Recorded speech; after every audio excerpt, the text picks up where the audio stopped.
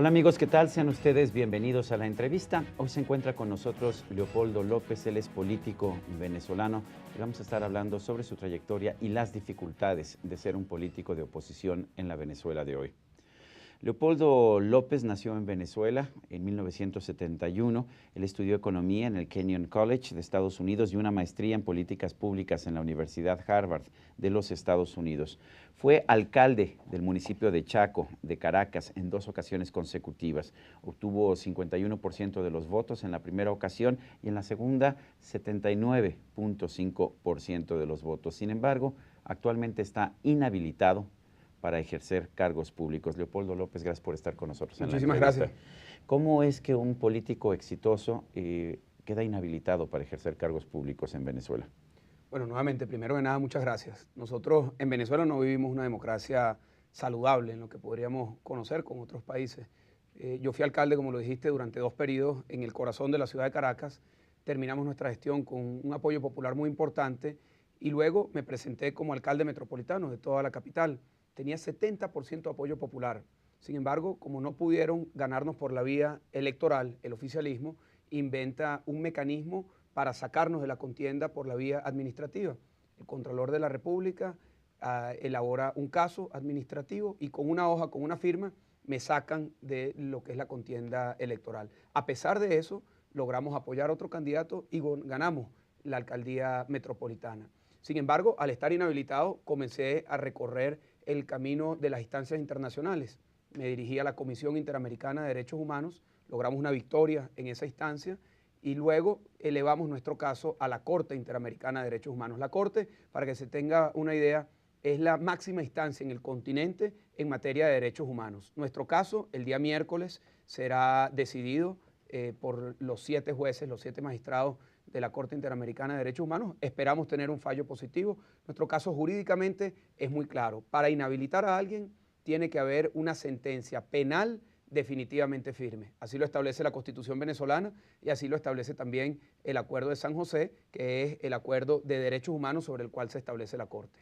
No me parece, sin embargo, que Hugo Chávez vaya a prestar demasiada atención a lo que pueda decir la Corte Interamericana. ¿Qué opinas? Bueno, la verdad es que durante los últimos años han habido varios fallos de la Corte Interamericana, a pesar de que el gobierno ha vociferado muchas veces en contra de las decisiones de la Comisión y de la Corte, ha venido ha acatado la mayoría de ellas, ha acatado parcialmente algunas de ellas y están por acatarse otras. Nosotros, por supuesto, esperamos que se pueda acatar nuestra decisión. El Estado está obligado a hacerlo. Nuestra Constitución es muy clara, establece los tratados, acuerdos y pactos en materia de derechos humanos son de obligatorio e inmediato cumplimiento. Entonces espero que el Estado venezolano acate esa decisión y que nosotros, no solamente mi caso, sino 800 venezolanos que han sido inhabilitados políticamente, podamos recuperar nuestros derechos políticos. Leopoldo, ¿qué te llevó a involucrarte en la política y más en un país como Venezuela, donde precisamente en los últimos años la política ha estado dominada por un solo cacique? Mira, el sueño de vivir en una mejor Venezuela. Yo siempre he tenido la idea de dedicarme al sector público, estudié para eso, fui alcalde 8 años, hicimos de nuestro municipio una referencia para toda Venezuela, logramos bajar los índices delictivos en 60%, desarrollamos un modelo de salud que es referencia hoy para Venezuela y para América Latina por ser salud gratuita y de máxima calidad. Peatonalizamos nuestro municipio, construimos parques, plazas, escuelas, ambulatorios. Es poder visualizar el cambio y construir el cambio y apoyar la posibilidad de que miles y miles de personas puedan vivir mejor. Hoy Venezuela, no tengo ninguna duda, que está estancada y que podemos transitar por un camino mejor, por una propuesta que logre superar los problemas que independientemente del color político nos afectan a todos. La inseguridad, la pobreza, que sigue siendo una tarea todavía por terminar de solucionar en nuestro país con tantas oportunidades, y el empleo. Hoy Venezuela lamentablemente está en una situación en donde el Estado se ha convertido en una máquina de destrucción de empleo en lugar del gran promotor de oportunidades de empleo. Pero el presidente Chávez los cuestiona a ustedes, a quienes están en la oposición, y dice que ustedes son gente de derecha, conservadores, que trabajan para el imperialismo yanqui, que lo que menos quieren es combatir la pobreza. ¿Qué dices tú? Bueno, que esos son alegatos de descalificación que hoy por hoy han perdido mucha credibilidad en Venezuela. Ciertamente hay una permanente estrategia por parte del Estado de descalificarnos, de buscar crear categorías de quienes no están con el gobierno. Lamentablemente, para quienes hoy gobiernan Venezuela, quienes no estamos allí somos enemigos y no adversarios. Yo he sido víctima de 3 intentos de homicidio, en el último falleció un compañero de trabajo, estado inhabilitado. Los medios de comunicación del Estado permanentemente atacan sin ningún tipo de posibilidad de defendernos. Nos califican de las acusaciones más horrorosas que uno se pueda imaginar y no hay posibilidad de defensa. Sin embargo, con todo eso, nosotros hemos venido ganando, hemos venido avanzando terreno y hemos venido construyendo una base social popular, alegre, entusiasta, que está dispuesta a conquistar un mejor futuro para los venezolanos y no quedarnos en la disputa de quién es culpable del pasado, que ha sido la dinámica política de los últimos años. Una dinámica en la cual ha sido más importante buscar los culpables del pasado y quedarse en la pelea del presente que construir un mejor futuro. Lo nuestro es el futuro, lo nuestro es la mejor Venezuela, lo nuestro es la paz, el bienestar y el progreso para todos los venezolanos. ¿Qué tanto ha cambiado las reglas del juego la enfermedad del presidente Chávez? Mira, yo creo que lo más importante es que hoy todos los venezolanos ya han visualizado una Venezuela que esté gobernada por alguien distinto al presidente. Me imagino que algunos han visto a aliados del presidente gobernando, otros han visto quienes estamos en la alternativa, otros se imaginan en escenarios inciertos, pero todos los venezolanos ya han visto esa posibilidad. Y eso creo que abona en lo que significa la construcción de esa victoria que nosotros vamos a tener, porque abre la posibilidad cierta, real, para todos los venezolanos de construir el cambio por la vía democrática, por la vía popular, por la vía del voto, por la vía de la organización, que es donde nosotros hemos venido ganando muchísimo terreno y en donde las últimas elecciones nacionales las ha ganado la oposición. En el año 2010 hubo la elección de la Asamblea Nacional y obtuvimos 52% del voto popular. Sin embargo, que no se reflejó en no se reflejó por la trampa política de haber distribuido los circuitos electorales de tal manera que se le dio más pesos a unos que a otros y la composición cambió. Pero el voto popular lo hemos venido ganando y ciertamente hemos venido avanzando también en la renovación de la política, en una propuesta que representa liderazgos alternativos, nuevos, que han venido luchando para conquistar espacios de mejora para los venezolanos y que hoy nos hemos venido convirtiendo en referencia positiva para los venezolanos. Tradicionalmente, en los últimos años, la oposición en Venezuela ha estado fragmentada y esto ha impedido que puedan constituir un frente común ante el presidente Chávez. ¿Esto se ha quedado atrás? Sí, mira, hay 3 ideas que yo creo que han sido recurrentes fuera de Venezuela sobre lo que ocurre en nuestro país. La primera, es imposible ganar. ¿No? No, es posible ganar, hemos ganado, ganamos las últimas elecciones. La segunda tiene que ver con eso que me preguntas, la oposición está fracturada, fragmentada. Eso ya hoy no es cierto, en algún momento dado pudo haber sido cierto, hoy no es cierto. Hoy hay un compromiso firme de todos los actores de construir una alternativa desde la unidad. La oposición es muy diversa, hay distintas corrientes ideológicas, pero la plataforma sobre la cual vamos a construir la propuesta electoral para el 2012 es la unidad. Y lo más importante, y creo que lo más renovador y lo que más trascendencia va a tener para Venezuela y creo que para América Latina, es que vamos a construir esa unidad por la vía del voto popular. El 12 de febrero del año entrante hay unas primarias abiertas a todos los venezolanos. No importa si apoyan al gobierno o si son independientes o han apoyado a la oposición. Todo el mundo va a poder votar en unas primarias para escoger al candidato de la unidad y los candidatos a los gobernadores, a las gobernaciones de la unidad. Y eso nos va a dar una fuerza, una inercia, porque va a ser una unidad de la gente, una unidad popular, una unidad de millones, una unidad de abajo hacia arriba. Y contra eso nosotros estamos viendo un gobierno cada vez más cerrado, más autoritario, más impositivo, y la ciudadanía va a poder contrastar la inclusión, la apertura, la participación de un lado, lo cerrado, lo autoritario y lo impositivo por el otro. ¿Piensas que se te permitirá contender en las elecciones primarias del próximo año, del mes de febrero? Bueno, estamos en el camino a la habilitación. Espero que el día de mañana la Corte Interamericana decida nuestro caso y que decida a favor. Tenemos un caso jurídicamente muy sólido y el Estado venezolano tendrá que acatar esa decisión y eso nos va a permitir pues, poder competir con la plenitud de nuestros derechos. Yo siempre lo he venido diciendo, esto ha sido una épica, recuperar nuestros derechos. Cuando yo comencé esto, me decían, no, Leopoldo, eso es demasiado difícil. son miles de casos que llegan a la comisión. Muy difícil que la Corte pueda trabajar un caso que tenga que ver con los derechos políticos. Y hemos venido logrando victorias sucesivas que nos ubican hoy con un apoyo popular importante. Tenemos una organización nueva de jóvenes, de sindicalistas, de líderes comunitarios que ha renovado la política y vamos a recuperar nuestros derechos, no para tenerlos en el bolsillo, para poder utilizarlos, es nuestra intención. ¿Tú ves una oposición unida en las elecciones presidenciales del 2012 en Venezuela? No hay otra posibilidad. Y eso sí lo quiero dejar muy claro. No hay posibilidad de que en Venezuela la alternativa, la unidad, se presente fragmentada. No va a haber nadie fuera de la unidad. Vamos a estar todos en el camino de la unidad. Y no solamente vamos a estar unidos, sino que vamos a tener una propuesta muy clara, muy nítida y muy esperanzadora para los venezolanos. ¿Quiénes son los posibles candidatos de la oposición a la presidencia de la República en el 2012? Mira, en este momento sucedió algo importante, creo que también muy trascendente. Hay distintos liderazgos, hay 2 gobernadores, hay una diputada, estamos nosotros, y todos tenemos una característica, todos más o menos tenemos generacionalmente las mismas coincidencias, hemos venido trabajando juntos, tenemos afinidades entre nosotros. ¿Y están dispuestos a sacrificarse para apoyar a alguno de los demás? Absolutamente, porque vamos a un proceso de primaria y eso es lo novedoso, es construir la unidad desde la gente, no desde el acuerdo político, no en una mesa en donde se sienten 4 personas, sino 4 personas, 5 personas que estamos dispuestos a construir una plataforma unitaria de la mano con la gente y después trabajar todos juntos. Nosotros, para ponerlo en términos deportivos, no estamos buscando un boxeador que se monte en el cuadrilátero, estamos buscando el capitán de un equipo de fútbol que pueda articular a todos los jugadores con destreza, que podamos trabajar en una victoria electoral, pero lo más importante no es la victoria electoral, es la capacidad real que tenemos que construir para transformar a nuestro país. ¿A qué atribuyes la persistencia de la popularidad del presidente Chávez a pesar de los errores económicos que ha cometido? Bueno, popularidad que viene cayendo, pero creo que ha habido una circunstancia en nuestro país que ha permitido gobernar en abundancia y eso evidentemente le ha permitido... ¿El precio del petróleo? Sí, ciertamente. Cuando este gobierno llegó, el precio del petróleo estaba en $10 por barril. Llegó a estar en $150 por barril.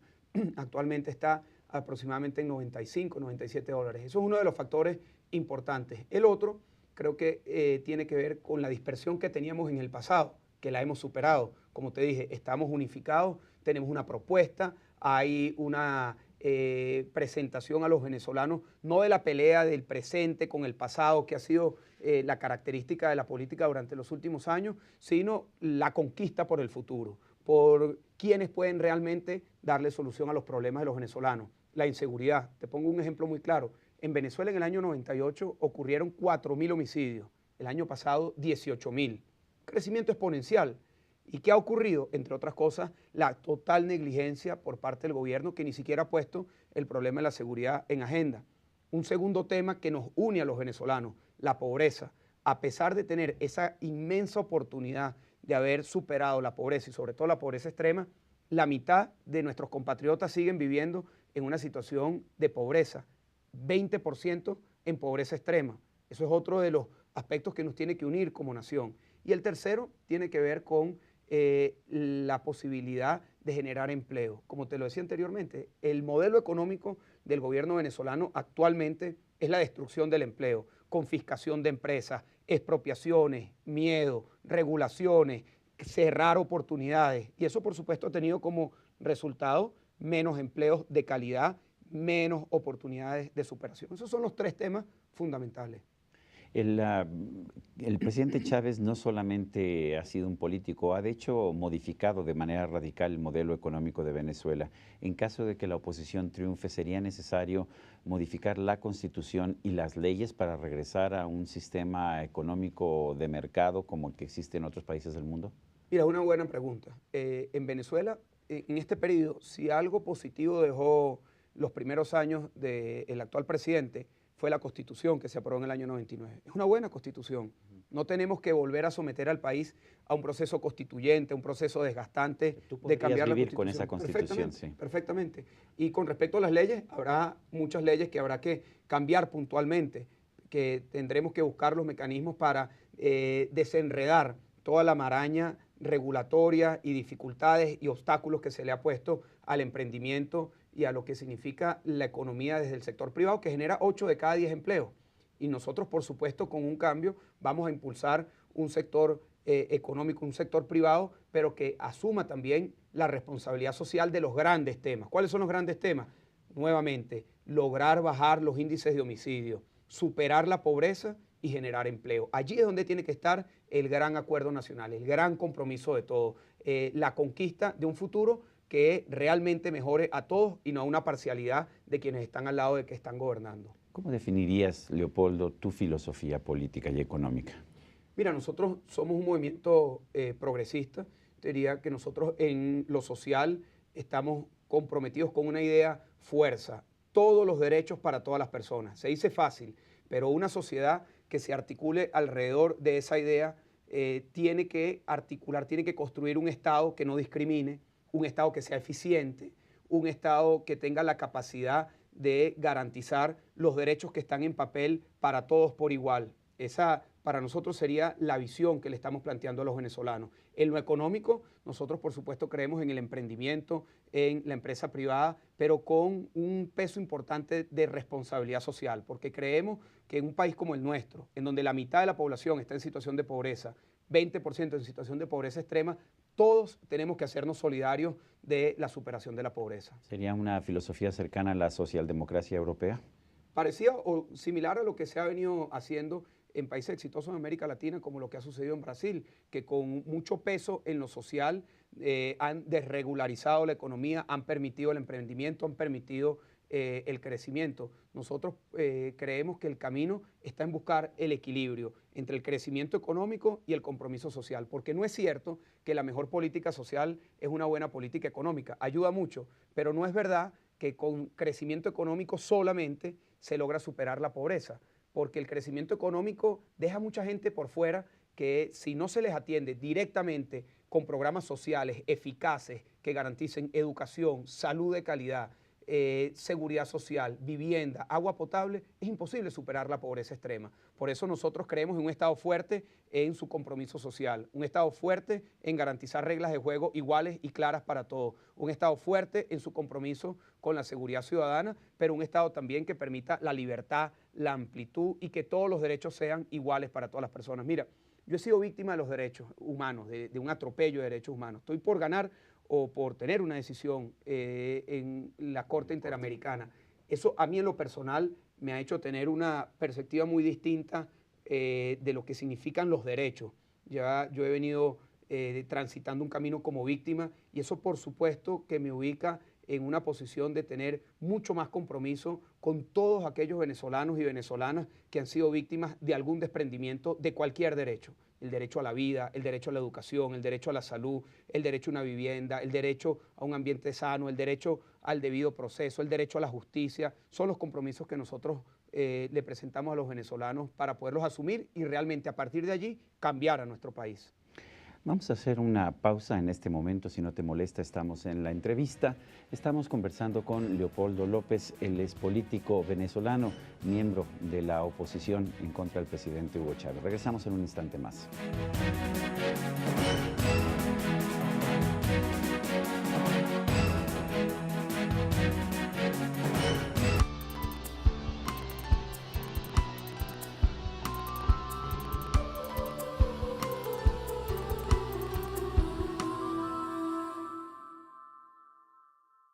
No hay sonrisas en este cuadro inmenso.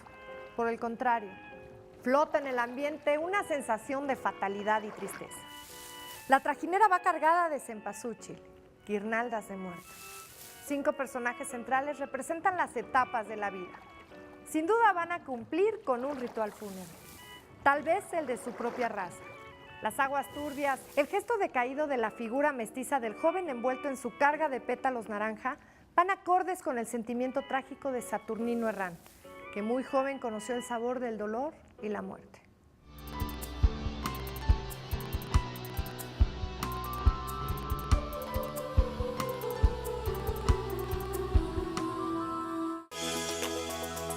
Visita Chiapas.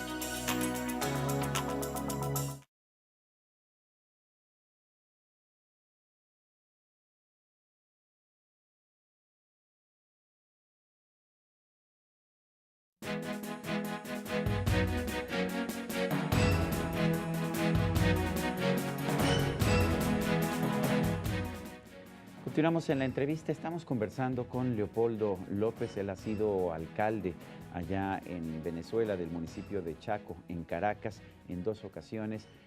Actualmente es político a pesar de que ha sido despojado de sus derechos políticos por parte del gobierno venezolano y como siempre es un placer estar conversando contigo, Leopoldo. Cuéntame un poco de ti, ¿cuáles son tus orígenes, tus raíces? Ya me contaste un poco por qué estás involucrado en la política, pero ¿dónde transcurrió tu niñez? ¿Cómo te fuiste desarrollando? Imagino que debe haber algún momento en que decides, yo quiero hacer política en mi vida. Mira, yo soy de Caracas, del municipio del cual fui alcalde. De Chaco. Sí, crecí en el municipio y vengo de una familia en donde Venezuela, nuestra historia, nuestro presente y el futuro siempre ha estado allí en la mesa, siempre ha estado como la inspiración permanente. Mi abuelo fue una persona que estuvo en el exilio 17 años, luego regresó a Venezuela, trabajó en la salud pública y fue muy exitoso en ese sentido, promocionaron hospitales, el sector público. Luego siempre tuve una vocación por lo social, por lo público. Me dediqué luego de la universidad a fundar una iniciativa que tenía que ver con la justicia de paz. Ahora, hiciste la universidad fuera de Venezuela, en Kenyon College, ¿no? Sí, En Estados Unidos. y luego la maestría también. En Estados Unidos. ¿Por qué escogiste hacerla teniendo este interés político? ¿Por qué no decidiste hacerla en Venezuela? Bueno, fíjate, yo soy nadador y tuve la oportunidad Una beca de natación. de obtener un apoyo para mis estudios por la natación. Me fue muy bien durante el pregrado y luego en el posgrado sí tenía ya claramente marcada una idea por las políticas públicas. Comencé un doctorado en teología en la Universidad de Harvard. Por eso tuve un año en esa iniciativa y luego me dediqué a las políticas públicas. Qué cambio, de teología a políticas públicas. En una ocasión el presidente Chávez hacía declaraciones sobre una política también que mencionaste actualmente, diputada, y decía que era una burguesita. ¿Cómo se refiere acerca de ti el presidente Chávez? ¿También te dice burguesito?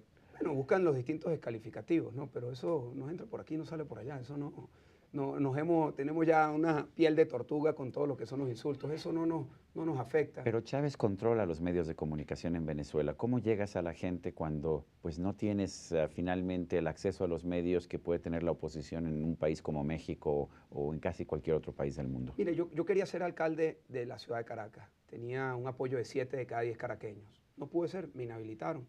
Y bueno, el destino me puso en otro camino. Y me dediqué disciplinadamente desde ese momento a recorrer el país. He recorrido todos los estados, prácticamente todos los municipios, conversaciones permanentes con miles y miles de venezolanos. Y siempre hay alguna estación de radio, algún periódico regional o alguna oportunidad que se abre en medios nacionales para poder mandar nuestro mensaje. Y creo que ante la manera casi monopólica como se manejan los medios en Venezuela, cualquier destello de algo distinto la gente le presta atención.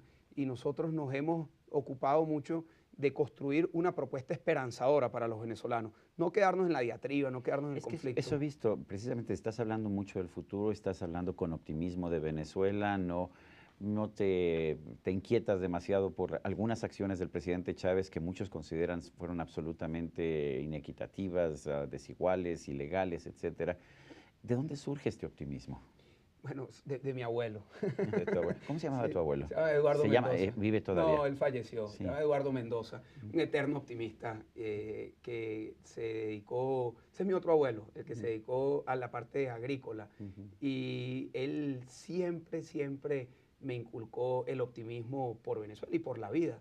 Y yo siempre lo recuerdo y para mí ha sido una gran lección de vida recordarlo a él con momentos más difíciles. Te cuento una anécdota. Él le dio un infarto y fuimos toda la familia, estaba en terapia intensiva y entonces pasamos cada uno de los nietos y yo creía que eso era un momento muy importante en donde me iba a dar su último mensaje y bueno, yo me acerco y estaba con los tubos y con todo eso en terapia intensiva y me dice, acércate, Leopoldo, y me acerco un poco más, acércate más. Y me acerco más y me dice, mire, ¿por qué no quitas esa cara de gafo? Entonces, no sé qué sea un gafo. Gafo es como tonto, ¿no? Ah, sí. Entonces me dice, en ese momento yo decía, bueno, en el momento más crítico, en el momento más difícil, con ese optimismo. Y siempre recuerdo esa anécdota. En el momento más difícil, siempre ser optimista. Cuando yo era alcalde, le decía al equipo que trabajaba conmigo, miren, nosotros las adversidades siempre van a estar a la orden del día, pero hagamos de cada adversidad una oportunidad. Yo soy escalador y me dediqué mucho a escalar los... Nadador, escalador, sí, bueno. y entonces tenía mucha admiración por una persona que en el año 2000, cuando yo llegué a ser alcalde, logró subir el Everest ciego, sin poder ver, llega al Everest. Eso salió en la portada de una revista. Yo recorté esa portada y puse fe ciega. Tenemos que tener presente la voluntad, nuestra capacidad, somos nosotros el límite. Y le mandé ese cuadrito a todos mis directores, a todas las oficinas de la alcaldía, para que no nos pusiéramos obstáculos. Los obstáculos están acá, están acá. Y logramos transformar nuestro municipio. ¿Fuiste alcalde en el año 2000? Sí. Tenías 29 años. Sí, correcto.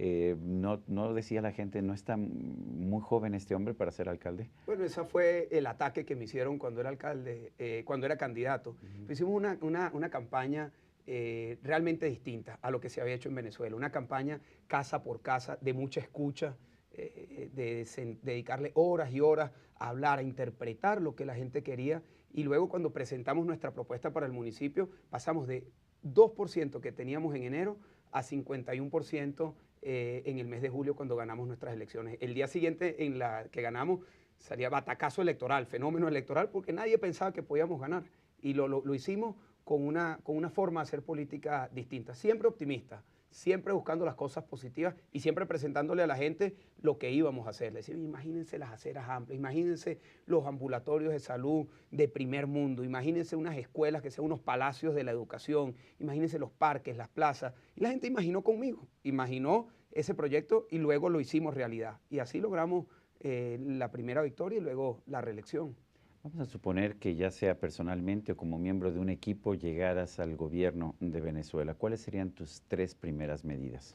Mira, lo primero es hacer de la inseguridad una política, de la seguridad una política de Estado, pero sobre todo con mucho peso en la prevención, no solamente en la confrontación del delito, no solamente en la guerra entre delincuentes con la policía, sino ir al origen del problema. En nuestro país, el problema de la delincuencia está concentrado en jóvenes, hombres, entre 15 y 25 años que viven en los centros urbanos. Allí es donde hay que meternos de cabeza, trabajar las oportunidades para ese segmento de la población. Esa sería para mí la principal prioridad. Seguridad. Y hacer de eso una propuesta para que todos los venezolanos trabajemos, el sector empresarial, ayudar a las políticas de prevención, por supuesto el Estado, los gobiernos regionales, los gobiernos municipales, las iglesias, todas las denominaciones religiosas, ocupándonos todos de exaltar la vida, de respetar la vida y de pronto yo creo que se podría lograr cambios dramáticos con lo que significa la inseguridad. No tengo ninguna duda que con voluntad es muy posible lograr cambios rápidos. ¿Y los otros 2 temas que serían prioritarios? Mira, el segundo sería lograr presentarle a los venezolanos un compromiso claro con la generación de empleo. Y eso, por supuesto, es la invitación, tenderle la mano al sector privado, a los pequeños, medianos y grandes empresarios, plantearles que el país lo tenemos que reconstruir todos, con reglas claras, pero que tenemos que impulsar medidas de generar empleo. Y lo tercero, plantearle a los venezolanos la pobreza extrema como un compromiso de todos. El otro día alguien me decía, no, Leopoldo, pero ¿por qué el compromiso y por qué hablas tanto de la pobreza extrema si eso no te da votos? Es que no se trata solamente de lo que nos dé votos o lo que no nos dé votos. Nuestro país lo vamos a sacar adelante cuando no hayan más familias en situación de pobreza extrema. Y eso tiene que ser un compromiso. Esas serían para mí las tres prioridades. Convertirlas en 3 anhelos de toda la nación y que los logros que vayamos conquistando sean logros de toda la nación. Vamos a hacer una pausa. Estamos en la entrevista, estamos conversando con Leopoldo López, él es político venezolano. Regresamos en un instante más.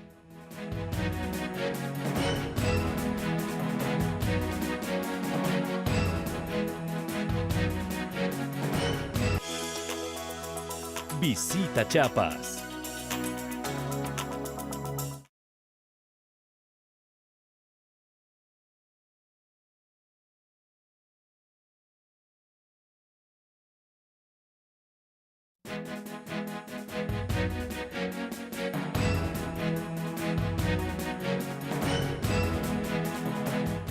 Leopoldo López, ¿te gustaría ser presidente de Venezuela? Sí, para poder cambiar a nuestro país, para poder lograr que nuestro país conquiste la paz, el bienestar y el progreso. Tenemos las ideas, tenemos las ganas, tenemos el optimismo y esperamos recuperar nuestros derechos políticos para poder lograrlo. Leopoldo López, político venezolano, gracias por estar con nosotros en la entrevista. Muchísimas gracias. Y a usted, amigo televidente, que hace posible este programa, se lo agradezco también. Eso es todo por hoy, pero no se le olvide. Nos vemos la próxima.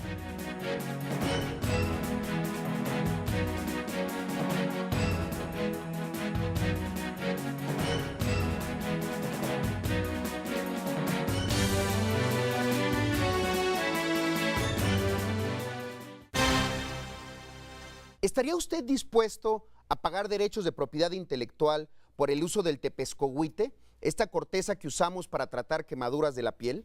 ¿Lo haría usted por el uso de cientos o quizá miles de plantas medicinales que consumimos día a día como remedio para todo tipo de males?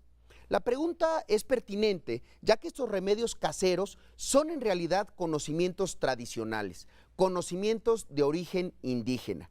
Y justamente el pasado 9 de agosto, el secretario general de la ONU, Ban Ki-moon, con motivo del Día Internacional de los Pueblos Indígenas, pidió al mundo un mayor esfuerzo para reconocer y reforzar el derecho de los pueblos indígenas a la propiedad intelectual, para que estos obtengan una compensación justa por su patrimonio cultural y sus conocimientos tradicionales. Reconocer las aportaciones culturales, artísticas y científicas de nuestros pueblos originarios, como los celtales, los otziles, los rarámuris, los otomíes, los purépechas, los choles, los mijes, los mixtecos y un sinfín más, compensarles por sus valiosas aportaciones e incentivar su desarrollo, es sin duda una idea de avanzada y un acto de justicia al que tenemos que tomar en cuenta todos los días.